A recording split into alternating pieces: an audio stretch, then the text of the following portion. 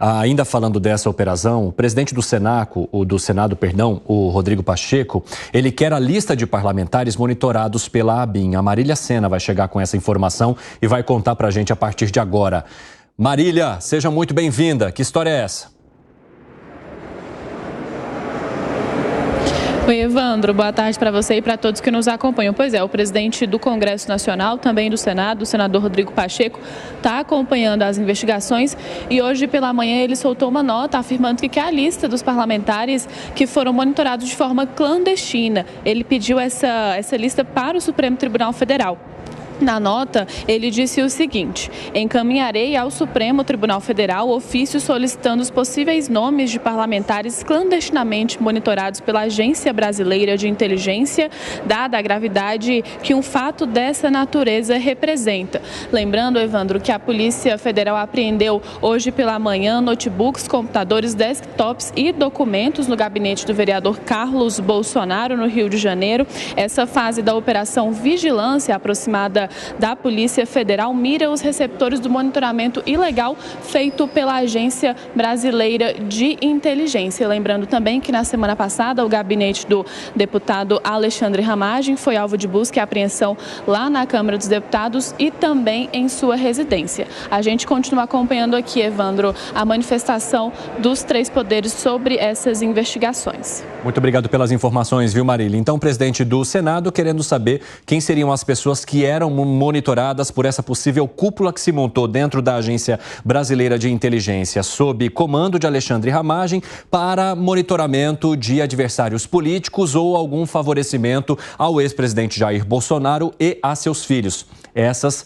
são partes da investigação da Polícia Federal, das quais estamos falando aqui. Agora, uma questão que me chamou a atenção também nessa entrevista que fizemos com o ex-presidente da República foi na hora que eu questionei sobre o fato de abordagens a Alexandre Ramagem ou de abordagens da assessora, naquele momento que a gente citou a mensagem, dele dizer que ele não vê problema do presidente da República em abordar diretamente essas pessoas para coletar informações ou para tirar dúvidas, embora ele tenha dito que ele tenha montado a sua própria equipe para poder checar informações quando tivesse viajado e etc. Como é que vocês analisam essa postura do presidente em relação a esses órgãos, hein, Luiz Felipe Dávila? Olha, gente, o Bolsonaro é Bolsonaro. O Bolsonaro é uma pessoa que tem esse jeito dele informal de ser. Ele nunca respeitou as formalidades do poder. Tá?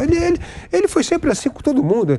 Ele foi assim no jeito casual de falar, de se expressar, de usar. Então, se você pegar o conjunto da obra, é o Bolsonaro. O Bolsonaro é isso mesmo. É um jeito informal de exercer a presidência da República, que era o estilo dele. Enfim, eu entendo que o presidente tem que respeitar determinados rituais do cargo, mas ele não estava nem aí com isso, ele era do jeito que ele era. Então, agora, qual é o problema hoje?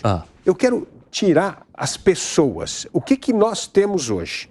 Nós temos uma guerra zelada entre instituições, que é a ABIN com a Polícia Federal, aí começa a vazar um monte de coisa, aí tem coisa no Supremo que a gente não sabe o que vazou. Então, assim, nós estamos absolutamente no escuro e dependendo de versões e levando essas versões como elas fossem verdades absolutas. Mas é isso que está acontecendo. Cadê o fato? Onde é que está o documento? Porque se a gente não sabe das coisas, eu não posso assumir que é uma verdade absoluta todo o vazamento que está acontecendo. E o jeito que está acontecendo, porque aí cada um tem interesse, porque aí também tem uma briga de corporação. Então, isto é muito grave. Nós estamos vendo duas instituições de Estado que não deveriam ser contaminadas pela briga política, agora numa disputa, e isso vai vazando, e ainda com uma coberta aí de Supremo Tribunal Federal, deixando que algumas coisas sejam publicadas e outras não. Isso é muito preocupante. Como é que nós podemos confiar no governo, nas instituições de Estado, se nós temos esse tipo de informação seletiva sendo vazada? Essa é a gravidade disso. Não é a lista. O negócio é como é que isso está vazando. É no sentido de que você acha que haveria um interesse em vazar esses tipos de informação, Dávila? Porque começa uma briga entre as instituições. Então, e aí o problema, por isso que eu estou dizendo que é importante isso, a gente sempre vai atrás do mais fácil. O que é atrás? Me dá nomes. Então vai atrás do Carlos Bolsonaro. Me dá a lista de 16 nomes de deputados. Só que a gente não está vendo o que está por trás disso. Dávila, eu quero aproveitar aqui e dar as boas-vindas a quem nos acompanha agora pela rádio. Estamos unidos em todas as plataformas. Que bom ter a tua companhia, hein? Você que nos ouve. A gente está falando nesse momento aqui no 3 em 1 da operação da Polícia Federal que mirou Carlos Bolsonaro, o vereador Carlos Bolsonaro e também filho do ex-presidente Jair Bolsonaro, e que investiga uma cúpula dentro da Agência Brasileira de Inteligência durante a gestão de Jair Bolsonaro para favorecer ao ex-presidente e aos seus familiares e também para coletar informações de adversários políticos. É isso que traz as investigações da Polícia Federal. E nessa edição do 3 em 1 há pouco, nós conversamos ao vivo com o ex-presidente Jair Bolsonaro, que veio trazer também o seu ponto de vista e as explicações sobre os fatos que atingiram Carlos Bolsonaro e também a ele e a outras pessoas que estavam na casa lá no Rio de Janeiro no momento em que a Polícia Federal chegou até lá. Então agora eu quero também entender de vocês como é que vocês avaliam esse trecho que foi trazido pelo presidente da República, o ex-presidente da República, sobre o que teria motivado a operação. Então, Jair Bolsonaro fala da operação como se o que ele tivesse dito na live movimentou o relator do processo no Supremo Tribunal Federal para que a operação acontecesse hoje. Live que foi feita neste fim de semana, neste domingo. Mas essa é uma operação que já começou semanas atrás, já mirando primeiro pessoas relacionadas à ABIN e o ex-diretor da ABIN, Alexandre Ramagem, que hoje é parlamentar, e que agora respinga também no vereador Carlos Bolsonaro, que durante a gestão de Jair Bolsonaro cuidava de toda a casa ali. E, segundo a Polícia Federal, ele seria a pessoa que receberia essas informações que eram coletadas de maneira irregular por essa cúpula que é investigada dentro da ABIN. Como é que vocês avaliam essa relação que o presidente faz com o que ele falou? E com o entendimento que ele tem que o que será que eu teria dito que provocou essa operação e não uma investigação que vem antes, hein, Gustavo Segré? Eu ouvi a live, não me parece que tenha vínculo. Não acredito que tenha vínculo. Nenhuma fala de ninguém que... Seria o quê, então? O ex-presidente tentando encontrar uma explicação? Talvez. E aí vem o negócio do político. Quantas vezes dirigentes involucrados em casos de corrupção faziam menção a lawfare? E não tinha muitas vezes a ver com isso. São investigações, as investigações devem ser feitas, ninguém está acima da lei, chame como se chame, e mesmo que em algumas circunstâncias parece que a lei é muito mais forte de um lado que do outro. Mas de qualquer maneira, me parece que o que fica como uma conclusão, eu não conheço processualmente se tem que ter data de segunda, de domingo, se foi data de hoje, como muito bem mencionava o deputado Eduardo, mas o concreto é que a investigação deve estar, se tem indícios para isso, para que possa tirar qualquer dúvida de quem é inocente e penalizar eventualmente ou processar aquele que pode ser culpado. Mas a dúvida é por que é vazada a informação, isso é muito importante. Por exemplo, teve informação vazada que foi pego um computador que pertencia à ABIN e que estava em poder de sei lá quem. Isso se mostrou que não é assim. Qual é a conclusão? Qual é a consequência de uma pessoa que soltou uma fake news, mas se é de um lado, a fake news é válida. Se é do outro lado, a fake news é um delito. Então, me dá a sensação que tem muita coisa que deveria ser clarificada para a sociedade, sobretudo para a sociedade, explicando qual é o conceito de investigação e quais são os indícios. Porque se não for assim, é válido pensar que é uma conspiração ou ir atrás de quem pertence ao grupo do Bolsonaro para poder prejudicar ao ex-presidente. Fábio Piperno, essa foi uma preocupação que eu percebi na fala de Jair Bolsonaro mais de uma vez. Ele dizendo o seguinte: se o mandado era contra o Carlos Bolsonaro, por que eles cumpriram em uma das minhas casas? Por que eles cumpriram no momento em que nós também estávamos lá? O presidente ele mencionou isso mais de uma vez, buscando explicar então justamente esse argumento da perseguição que ele apresentou. O ex-presidente disse aqui no 3 em 1 que ele entende essa operação da Polícia Federal como uma perseguição. E um dos motivos que ele usou para explicar esse argumento dele é porque uma operação que é só contra um acaba englobando também outras pessoas. Isso ficou bastante claro também na postagem que foi feita pelo deputado Eduardo Bolsonaro. Piperno. Mas espera lá, não englobou mais ninguém. Eles foram e acabaram apreendendo objetos do Carlos Bolsonaro. Então... Teve um assessor aí também. Oi? Sim, Teve um assessor. Não, então, assessor. que foi a assessora que compartilhou mensagem com o Ramagem. Exato.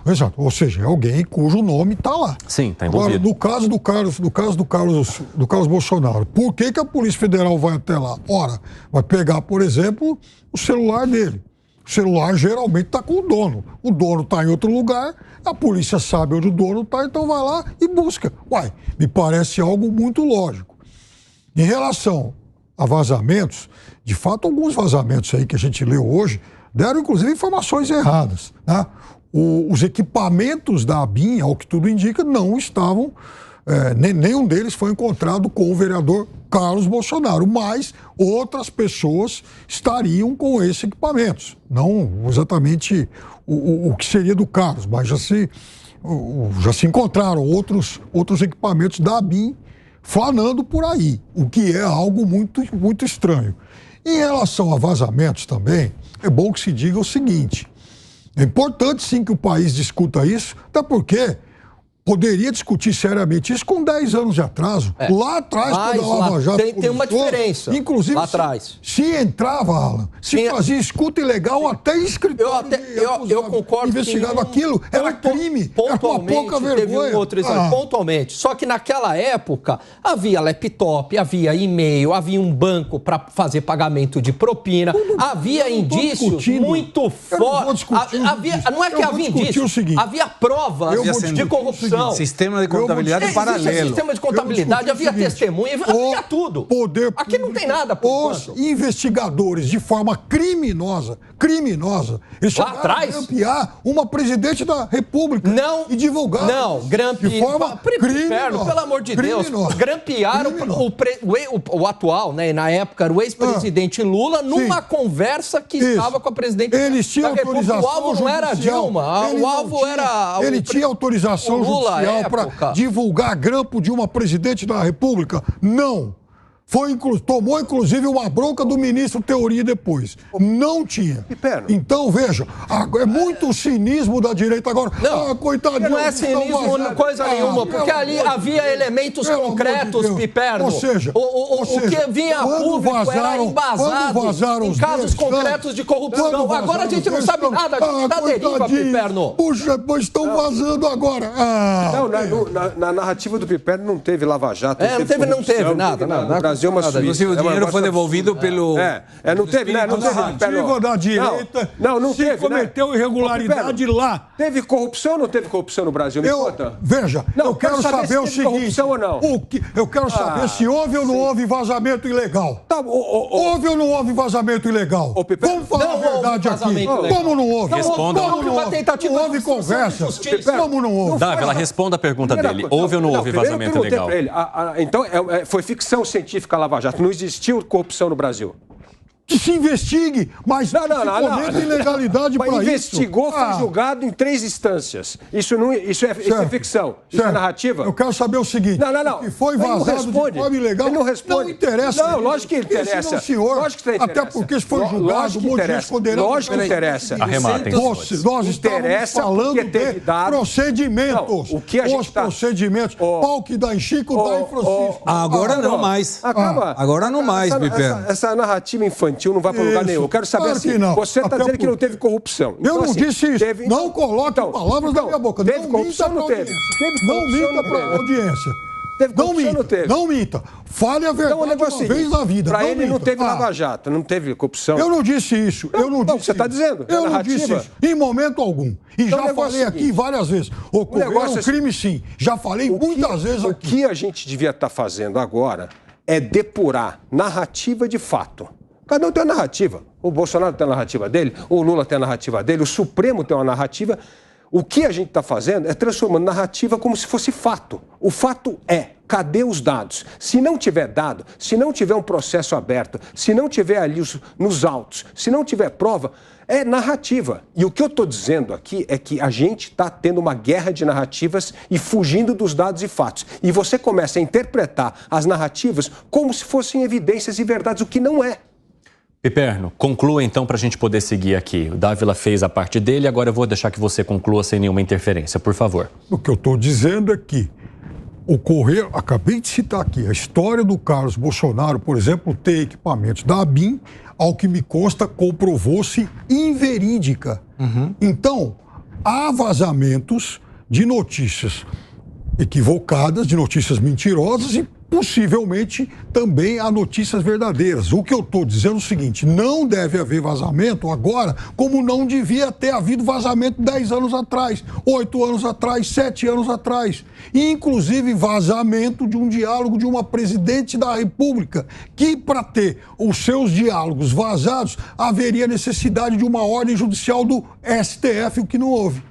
Bom, nós continuaremos acompanhando então os desdobramentos desta operação de hoje da Polícia Federal sobre essa questão que envolve a Agência Brasileira de Inteligência e que teve como foco o filho do presidente da República, vereador Carlos Bolsonaro, do ex-presidente Jair Bolsonaro, que conversou conosco. Mais informações ao longo aqui do 3 em 1 e da nossa programação também.